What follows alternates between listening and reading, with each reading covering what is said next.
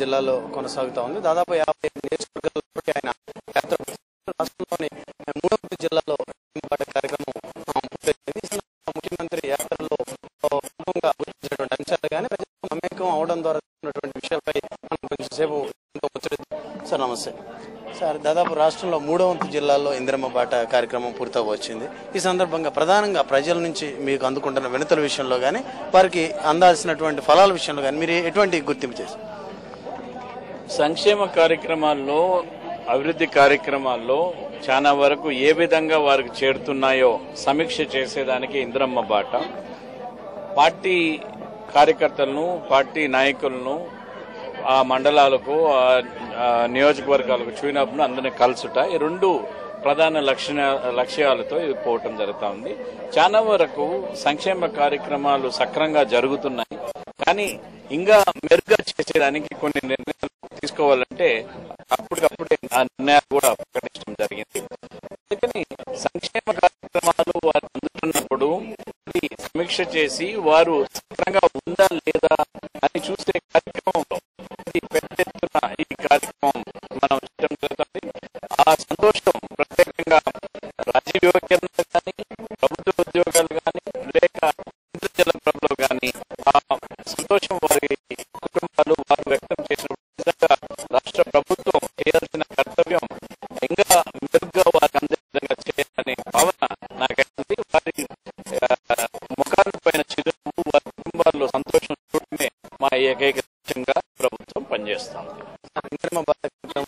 మీరు చేసిన కొన్ని పొలిటికల్ కామెంట్స్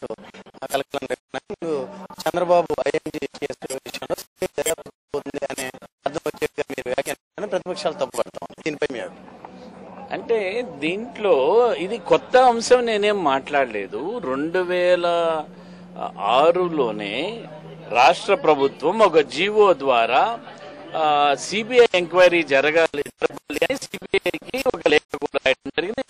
జీవో ఇచ్చిన తర్వాత వారు దాన్ని వారికి సక్రమైన సిబ్బంది, సరిపోయేంత సిబ్బంది లేదు కాబట్టి వారు తీసుకోలేదు అప్పుడు చెప్పారు. అందుకని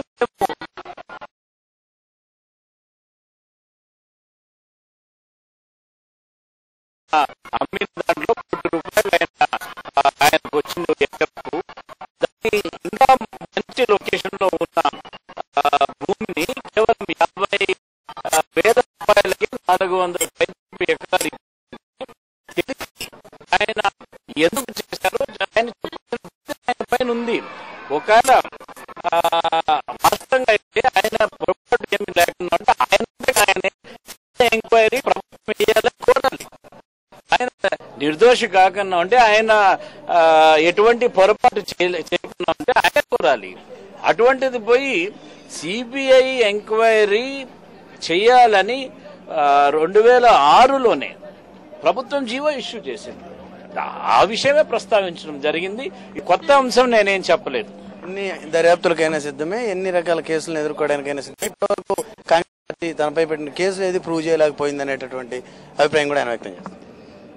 ఇప్పుడు దీన్ని ఒప్పుకోమనండి, సిబిఐ ఎంక్వైరీకి ఆయనే జాబు రాయమనండి. ఆయన జాబు రాసి ప్రభుత్వం ఇచ్చింది సిబిఐకి, సిబిఐ ఎంక్వైరీ జరగనియండి. ఎందుకు భయపడుతున్నాడు? దర్యాప్తు రుజువు చేయలేదనే అంశం కాదు. ఇజ్రాయెల్ టెక్నాలజీలో కూడా జస్టిస్ తప్పుపట్టాడు వాళ్ళు తీసుకున్న నిర్ణయాల్లో. అది ఐఎంజీ వారి కుటుంబం వారికి అది కూడా ఇచ్చారు. సో ఇవన్నీ కూడా సరైన దర్యాప్తు జరిగితే బయటకు వస్తాయి. అందుకనే భయపడుతున్నారు. అందుకనే దీన్ని రాజకీయ కోణంలో చూపిస్తున్నారు. కోర్టులో నేను ఎక్కడ కోర్టు నుంచి నేను ప్రస్తావన అవసరం లేదు.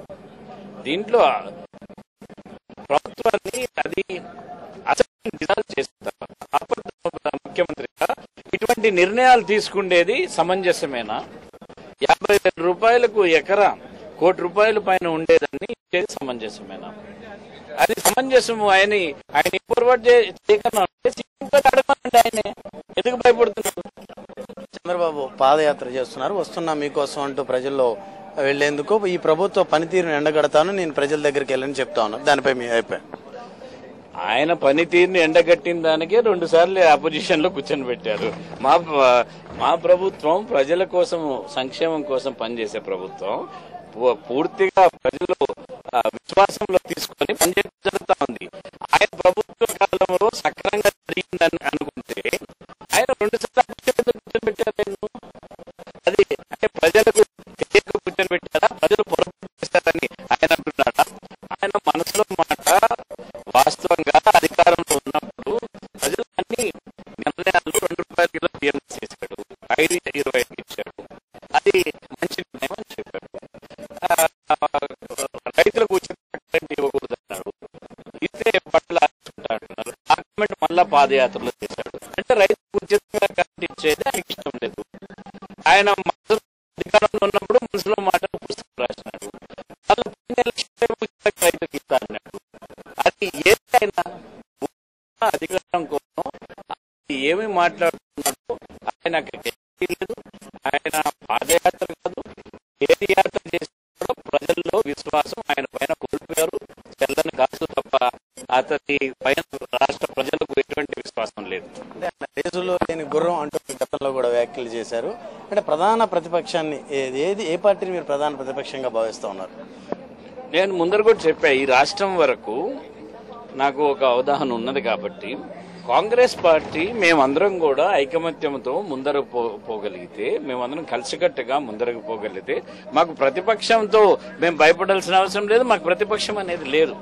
కేవలం మా ఐక్యతతో మేము ఖచ్చితంగా రాబోయే కాలం మా ప్రభుత్వం చేస్తున్న సంక్షేమ అభివృద్ధి కార్యక్రమం ప్రజలకు ఏ విధంగా చేయగలిగితే ప్రజలు ఖచ్చితంగా అధికారంలో తీసుకొస్తారు. ఐక్యత లేదు అని ప్రభుత్వ అధినేతగా ఉన్న మీరే చెప్పడం ద్వారా ఇది ఒక పార్టీలో ఐక్యత లేదని కామెంట్స్ చేయడానికి ఐక్యత లేదని నేను ఎక్కడ చెప్పలేదు. ఐక్యంగా ఉన్న కాంగ్రెస్ పార్టీ ఎలక్షన్లకు పోతే, ఐకమత్యంతో మేము పోతే మేము మమ్మల్ని ఓటించే పార్టీ లేదని చెప్పాను. సో ఐక్యంగా పోయేది ఒకటి, ఐకమత్యం లేదనేది ఒకటి. ఐకమత్యంతో పోవాలని చెప్తున్నాను. ఇప్పుడు ప్రతి కుటుంబంలో ఉంటాయి, ఉంటాయి. కానీ సమయం సందర్భం వచ్చినప్పుడు, అవసరం వచ్చినప్పుడు అందరూ కలిసికట్టుగా ముందుకు ఆ ప్రస్తావన తీసుకున్నా తప్ప నేను ఐకమత్యం లేదని ఎక్కడ చెప్పలేదు. ఐకమత్యంతో ముందరకు పోవాలని చెప్తున్నాను. తేడా ఉంది నేను చెప్పేదాంట్లో. కొందరు మంత్రులు కానీ సీనియర్ నేతలు కానీ బహిరంగంగా తమ అసంతృప్తి దీనిపై పార్టీ పరంగా కానీ కొత్త పరంగా మీరు ఎటువంటి చర్యలు తీసుకున్నావు? కాంగ్రెస్ పార్టీలో ప్రజాస్వామ్యం ఎక్కువ కదా.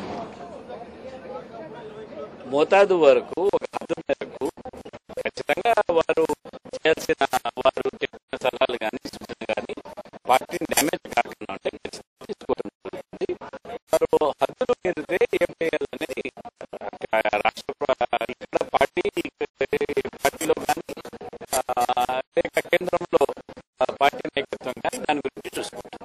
తెలంగాణ అంశానికి సంబంధించి తెలంగాణ సంబంధించినటువంటి ఎంపీలు తీవ్రమైనటువంటి ఆరోపణలు చేస్తున్నారు. 7 మంది ఎంపీలు వస్తే కనీసం ముఖ్యమంత్రి స్థానం ఎవరు అంటున్న విమర్శలకు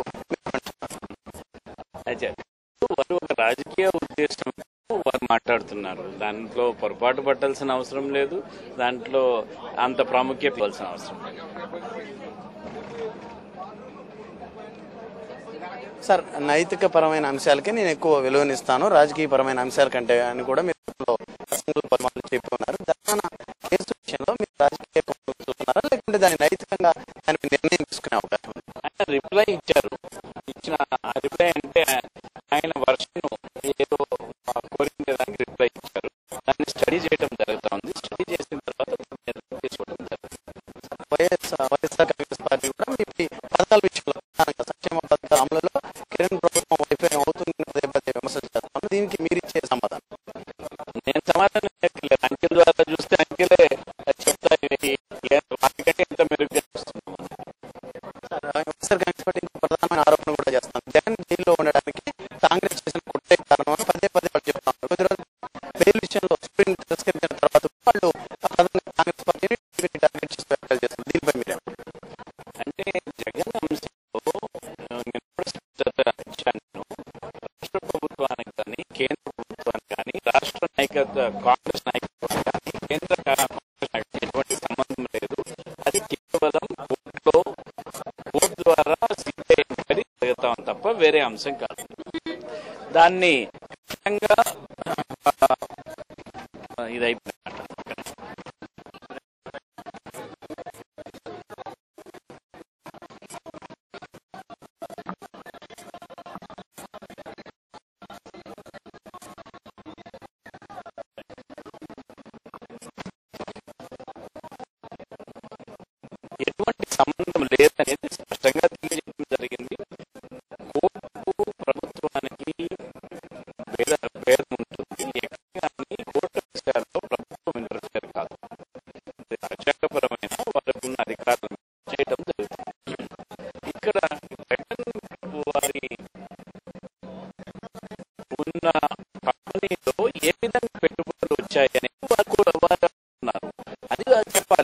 కాంగ్రెస్ పార్టీకి ఏం సంబంధం దాంట్లో? కాంగ్రెస్ పార్టీ పెట్టలేదు పెట్టుబడులు. అందుకే దాన్ని ఆయన ఆన్సర్ ఇచ్చి వాళ్ళు కోర్టును కన్విన్స్ చేసుకోవాల్సిన అవసరం ఉంది. సో మాకు ఎటువంటి సంబంధం లేదు, లేక మా పార్టీ కానీ ప్రభుత్వానికి సంబంధం లేదు. ఆయన పైన అవినీతి ఆరోపణలు కానీ, లేక అవి వచ్చిన కంపెనీలు పెట్టిన ఇన్వెస్ట్మెంట్ ఆరోపణలు కానీ ఆయన దానికి రుజువు చూపించుకోవాలి. ఆయన సంబంధం లేదని ఆయన చేసుకోవాల్సిన పని. సమయం తీసుకున్న కొన్ని నిర్ణయాల కారణంగా ప్రస్తుతం కేబినెట్ లో ఉన్న మంత్రులు, అధికారులు కూడా ఇబ్బందులు పడే పరిస్థితి ప్రభుత్వంలో కానీ ఇబ్బందిగా ఉంది. ఆరోపణలకి ఒక ఇబ్బందికరమైన పరిస్థితి ఉంటుంది. నిర్ణయాలు తీసుకున్న ఆఫీసర్ కానీ, మంత్రి కానీ ఇన్వెస్టిగేషన్ జరుగుతాం ఎక్కువ మనం మాట్లాడిన వీటికి ఎక్కడైనా క్విడ్ ప్రోకో జరిగిందా లేదా అనేది వారు విశ్లేషణ చేయాల్సిన అవసరం ఉంది. అటువంటి ఇంతవరకైతే వారి విశ్లేషణలో కానీ, వారి ఇచ్చిన దీంట్లో కానీ ఇక్కడ వీరు ఇన్ఫ్లుయెన్స్ అయ్యి ఆ విధంగా చేశారనేది లేదు. సార్, వచ్చే నెలతో మీరు ముఖ్యమంత్రిగా పదవి చేపట్టి 2 ఏళ్లు పూర్తవుతుంది. ఈ లోపుగానే మంత్రివర్గ విస్తరణ ఉండే అవకాశం ఉందా? ఆలోచన చేస్తున్నాం. అవసరం ఉన్నప్పుడు ఖచ్చితంగా చేయడం జరుగుతుంది. సార్, చివరిగా ఒక ప్రశ్న. మీరు ఇందిరమ్మ బాట ప్రారంభించిన మొదటి జిల్లా, మొదటి కార్యక్రమంలో ఇచ్చిన హామీలు కూడా ఇప్పుడు నెరవేరలేదనే ఒక అభియోగం ఉంది. ఇందిరమ్మ బాట మనం చేసినవి చాలా సంక్షేమ అభివృద్ధి కార్యక్రమాలు. అవి వచ్చిన కొంచెం ప్రాసెస్ లేట్ అవుతుంది, కానీ అవి త్వరలోనే అన్ని కూడా ప్రభుత్వంలో ఒక స్పెషల్ టీమ్ వేసాం, చేసి శాంక్షన్స్ ఇవ్వడం జరుగుతుంది. సార్, మంత్రులు, ఎంపీలు కూడా మీతో పాటు సమాంతరంగా ఇందిరమ్మ బాట చేపడతారు. ప్రతి నెలలో 100కు పైగా నియోజకవర్గాల్లో యాత్ర ఉండే అవకాశం ఉందని గతంలో చెప్పారు. అయితే ఆ రకంగా పరిస్థితి లేదు, మంత్రులు కొందరు దూరంగా ఉంటున్నారనే అభిప్రాయం లేదు. అందరూ కూడా వారు ఇన్ఛార్జ్ మినిస్టర్స్ కానీ ప్రోగ్రామ్ గా లేకన్నా ఖచ్చితంగా చేయడం జరుగుతూ ఉంది. అది ఇంకా ఫోకస్ గా చేసేదానికి అన్ని చర్యలు తీసుకోవడం జరుగుతుంది. చెప్తున్నారు టీడీపీ అధినేత చంద్రబాబు చేస్తున్నటువంటి విమర్శలు ఆయన గట్టిగా తిప్పికొడుతున్నారు. సిబిఐ కేసు విషయంలో తాను పరిధి మేరకే మాట్లాడినా ఎక్కడ కాంట్రవర్సీ అయ్యే అవకాశం లేదనే విషయాన్ని కూడా ముఖ్యమంత్రి స్పష్టం చేస్తాను. మరోవైపు వైఎస్ఆర్ కాంగ్రెస్ పార్టీ చేస్తున్నటువంటి ఆరోపణలు కూడా తిప్పికొడుతా ఉన్నారు. అధిష్టానం ప్రమేయంతోనే కేసులు కుట్ర అనేటువంటి